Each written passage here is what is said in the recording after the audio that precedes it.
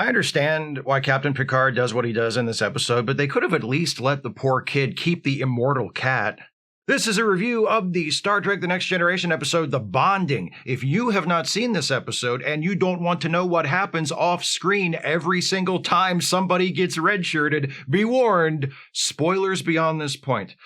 A member of the crew we've never seen before dies during an away mission, and for some reason, everybody is really upset about it.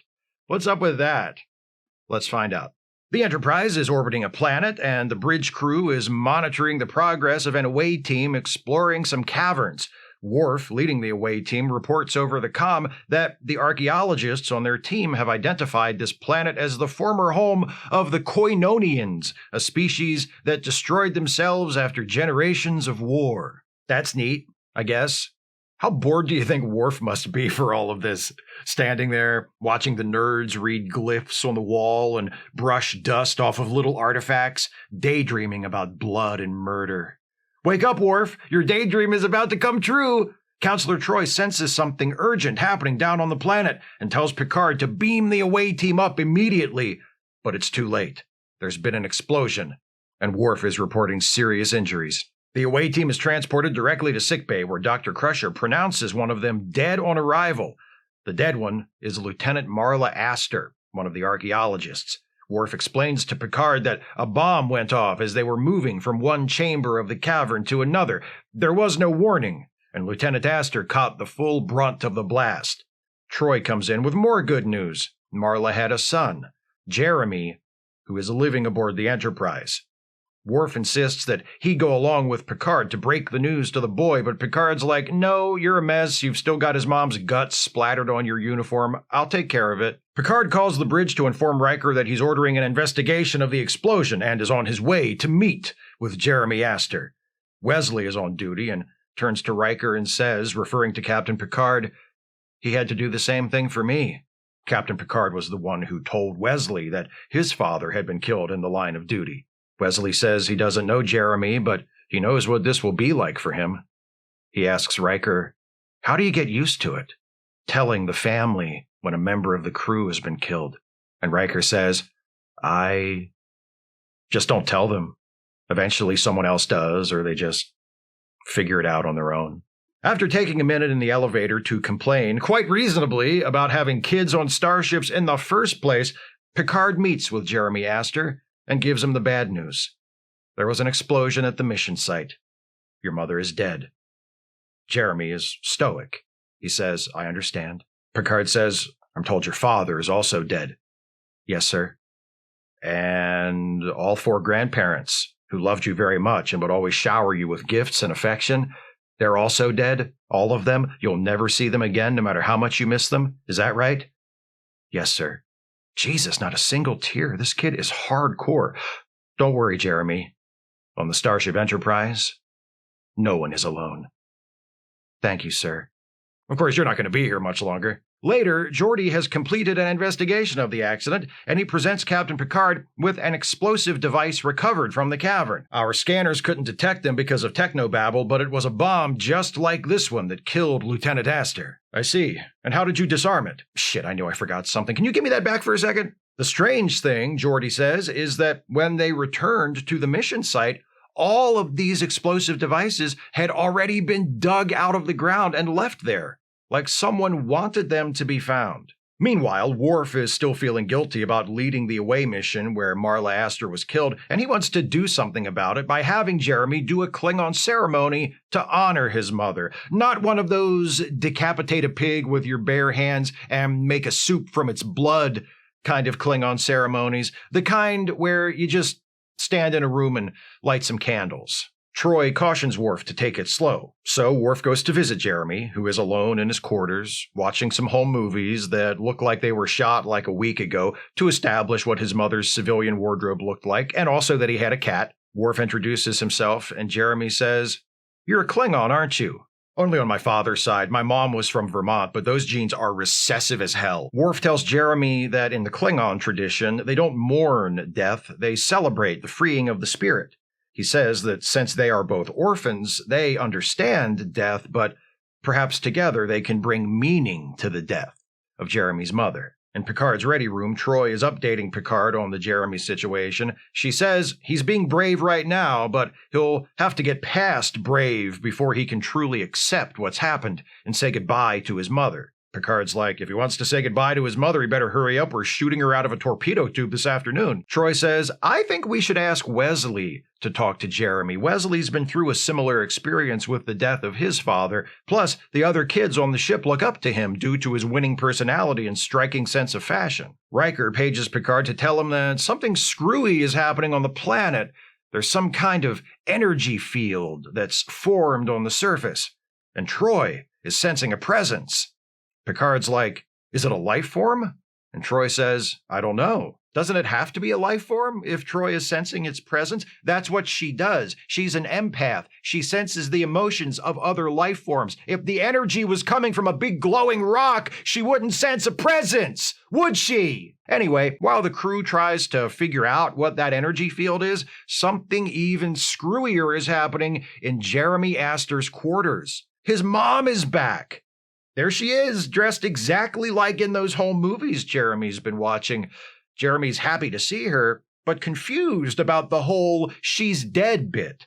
Marla tells Jeremy not to worry about it. The important thing is, I'm here now, and we're going to go down to the planet and live, and I'm never going to leave you again. It'll just be you and your mom, together forever, and you'll grow up nice and normal. Marla takes Jeremy to the transporter room, but by now the rest of the crew has figured out something screwy is going on, and Picard and Troy come to the transporter room to confront Marla. Picard's like, I can't let you leave here with the boy. I don't even know who you are.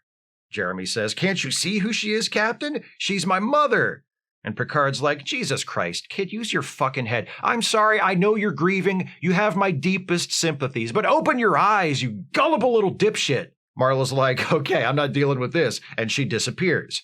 Troy leads the protesting Jeremy back to his quarters, but when they enter, it's not Jeremy's quarters at all, but a perfect recreation of the house he lived in on Earth. Marla is here, and so is the cat. Oh, kitty, look at the sweet little undead kitty. Marla explains that this is exactly what their home on the planet will be like.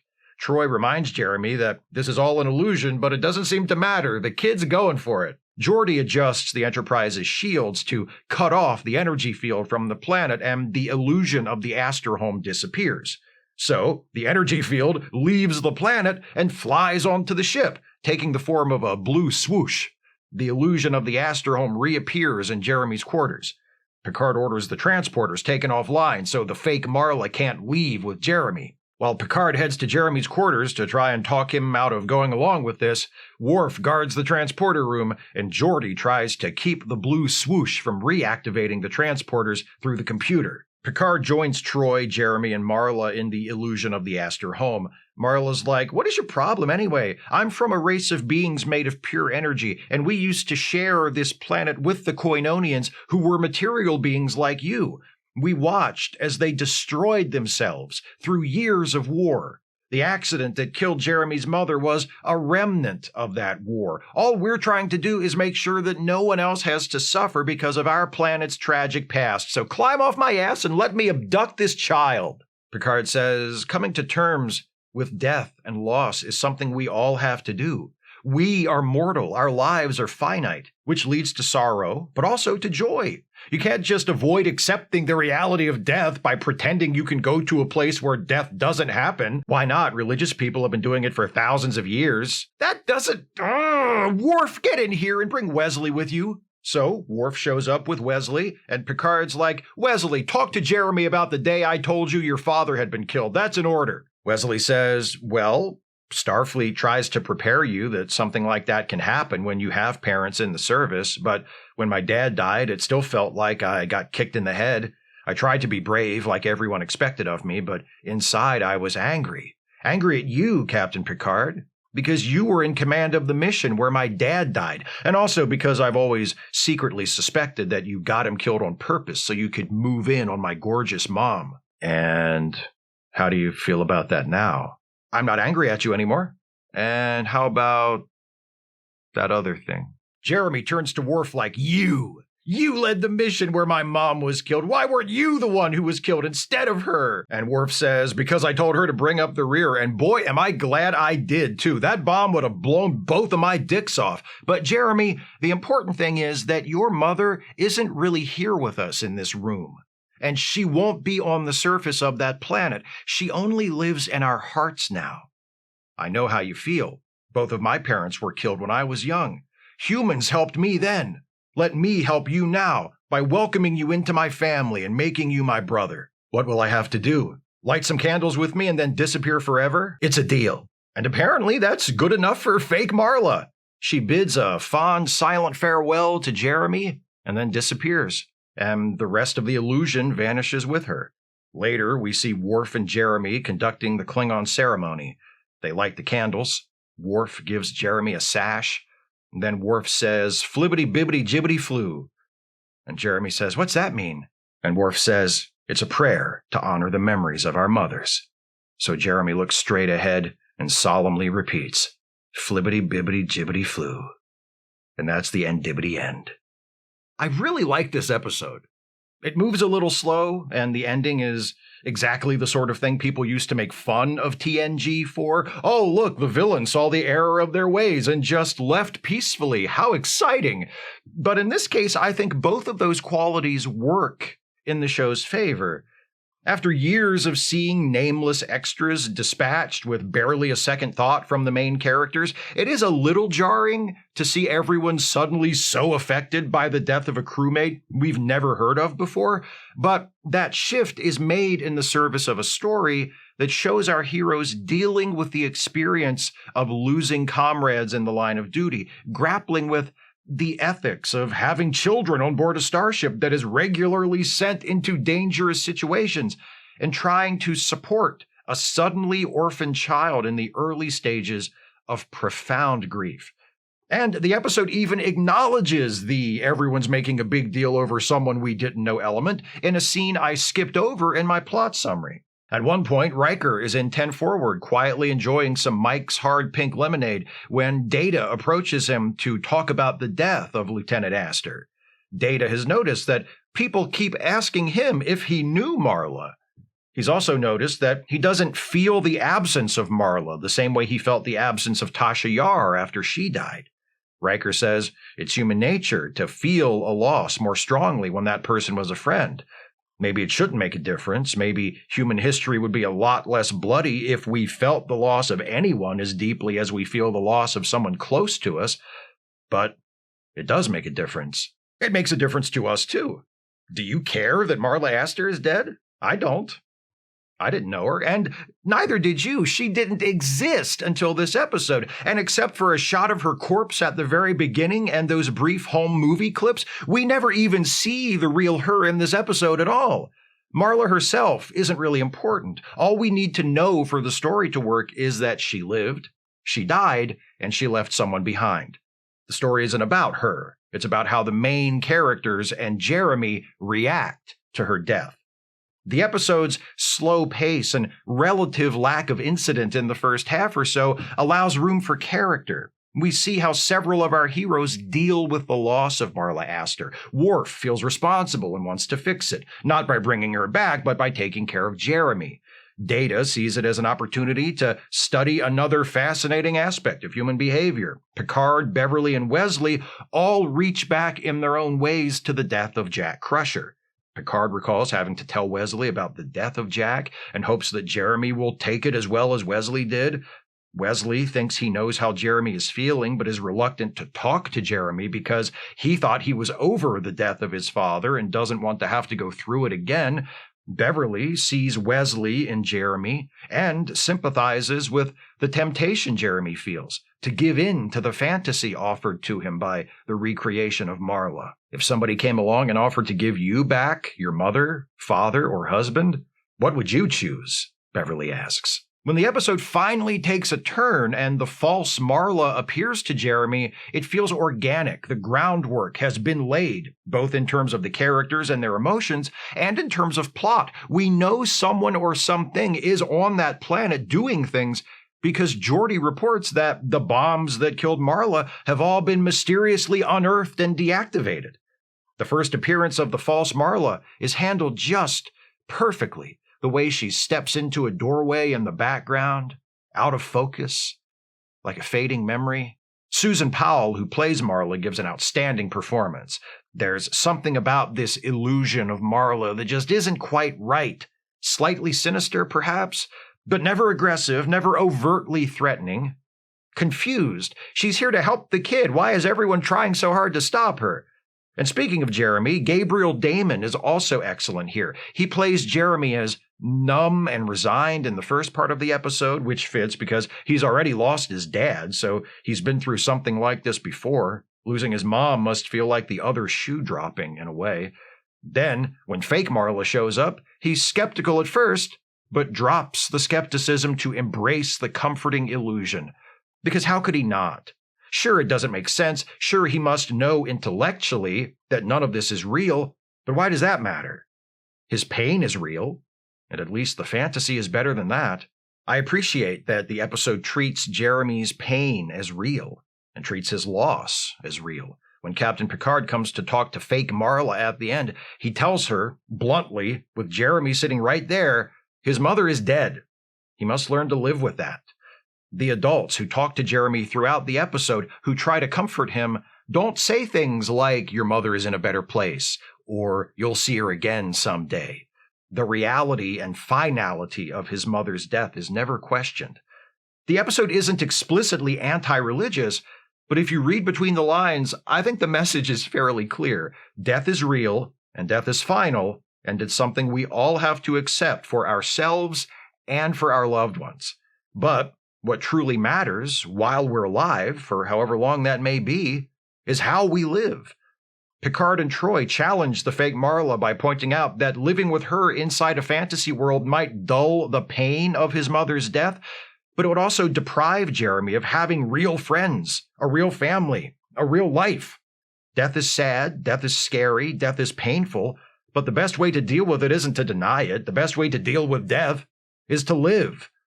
The fake Marla comes to accept that, and ultimately so does Jeremy.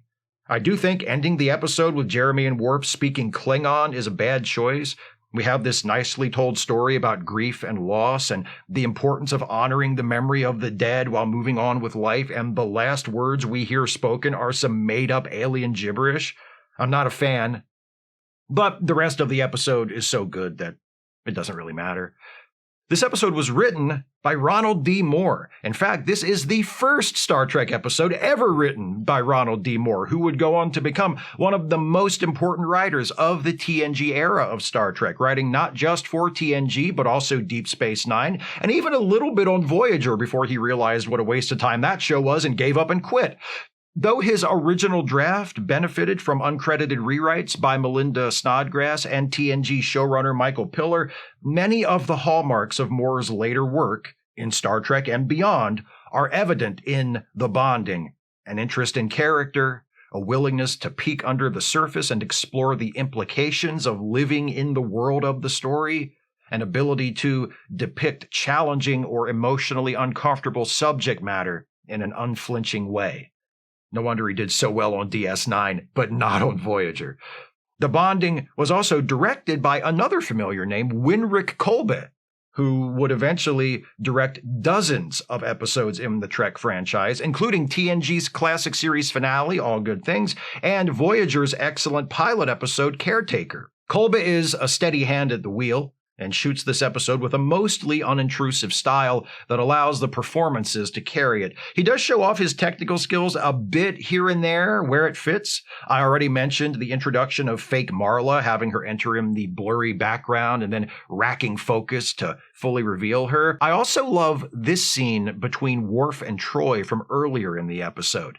The scene itself is fine as written. Worf is frustrated that Marla died under his command and there's nobody he can kill for revenge. Plus, he wants to do something to help Jeremy. But what really makes the scene stand out is how Kolbe shoots it.